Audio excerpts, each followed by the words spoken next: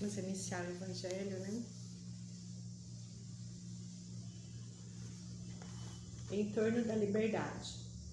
Porque vós, irmãos, foste chamados à liberdade, mas não useis da liberdade para dar ocasião à carne.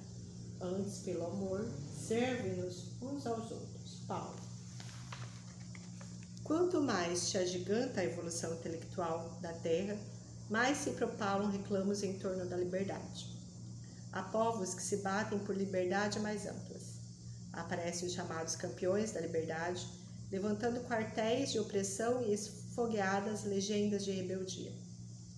Fala-se em mais liberdade para a juventude, pede-se liberdade para a criança. No entanto, basta uma vista de olhos nas máquinas aperfeiçoadas do mundo moderno para que se reconheça o impositivo inevitável da disciplina. O automóvel chispa vencendo barreiras, mas se o motorista foge do equilíbrio ao volante ou se desobedece aos sinais de trânsito, o acidente sobrevém.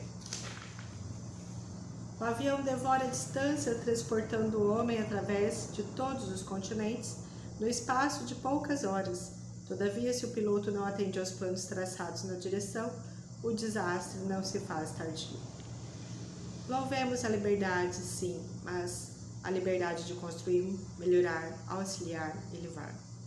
Ninguém na Terra foi mais livre que o Divino Mestre, livre até mesmo da posse, da tradição, da parentela, da autoridade. Entretanto, ninguém mais do que ele se fez escravo dos desígnios superiores para beneficiar e iluminar a comunidade. Eis porque nos adverte o apóstolo sensatamente.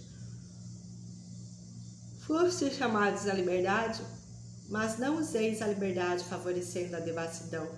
Ao invés disso, santifiquemos a liberdade através do amor procurando servir.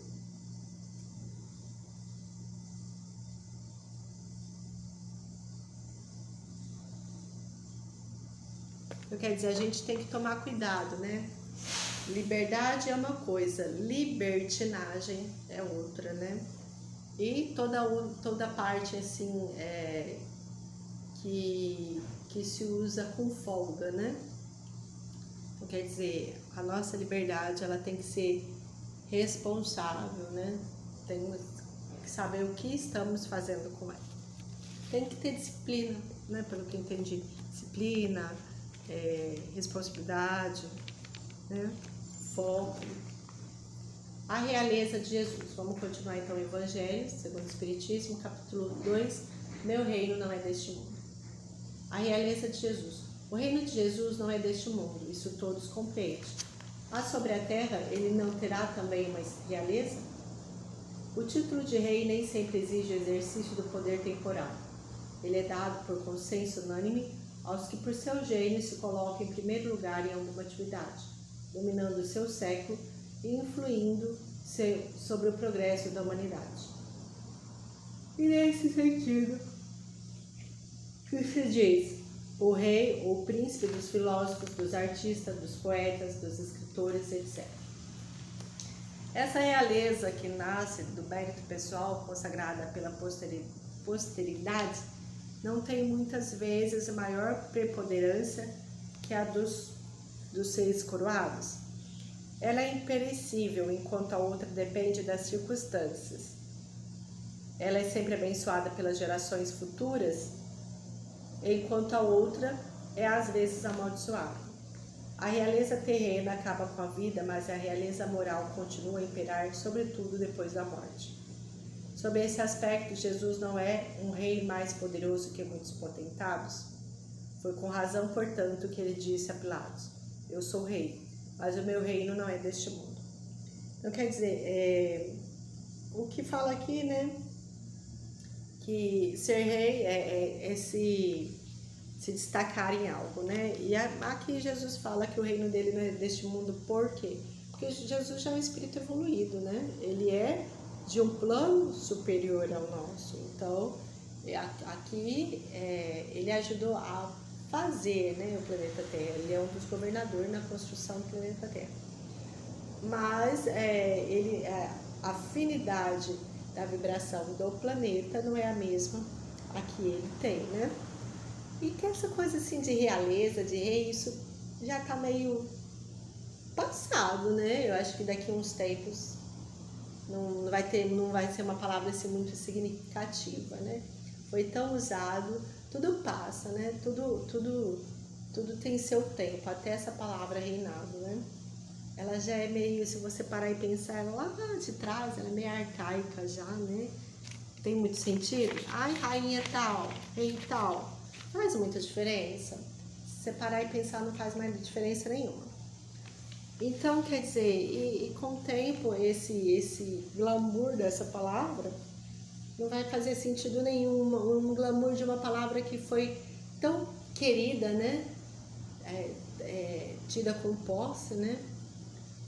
Lá atrás, e hoje para você parar e pensar não faz tanto sentido assim. Ponto de vista. A ideia clara e precisa que se faz da vida futura dá uma fé inabalável no porvir. E essa fé tem consequências enormes sobre a moralização dos homens, porque muda completamente o ponto de vista pelo qual eles encaram a vida terrena. Para aquele que se coloca pelo pensamento na vida espiritual, que é infinita, a vida corporal não é mais do que rápida passagem, uma breve permanência num país ingrato. As vicissitudes e as tribulações da vida são apenas incidentes que ele enfrenta com paciência porque sabe que são de curta duração e devem ser seguidos de uma situação mais feliz.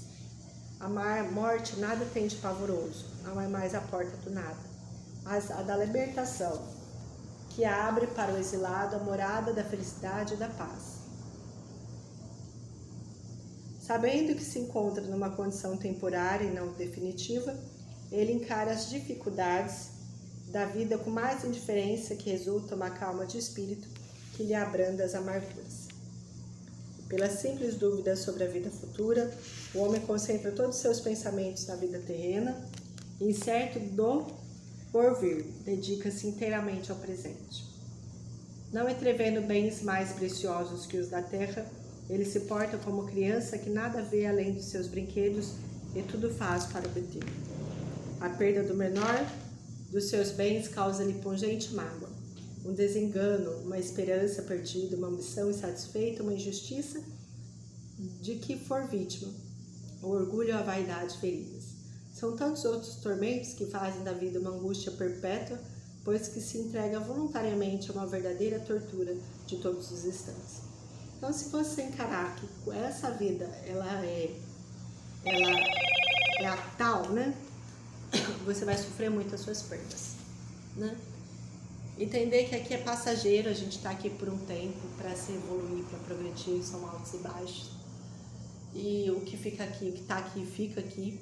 O que você consegue aqui é só para um momento, né? Não é seu, não te pertence. O que te pertence é a sua alma, né? E mesmo assim a gente é criatura e não criador, então a gente ainda pertence a Deus.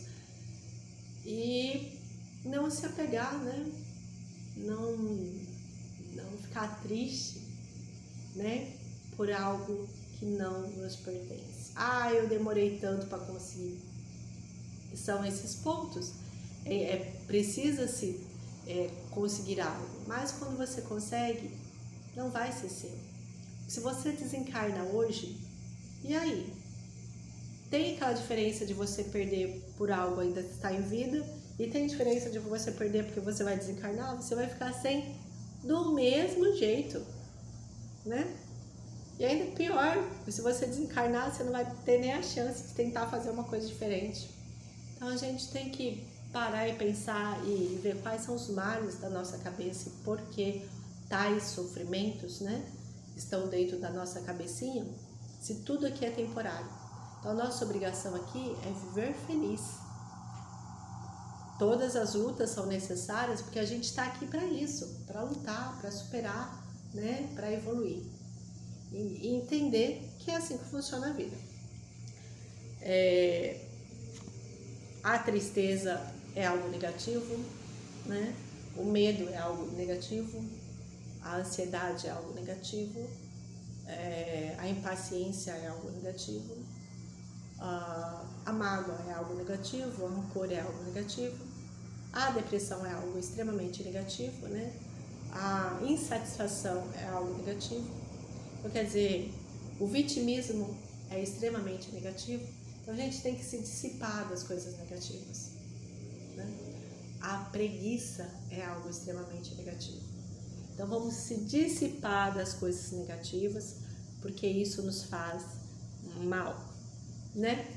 Vamos então encerrar a orientação de hoje. Obrigada, Senhor, pela orientação de hoje. Que seja sempre feita a vossa vontade, não nossa, iluminar os nossos pensamentos, os nossos corações.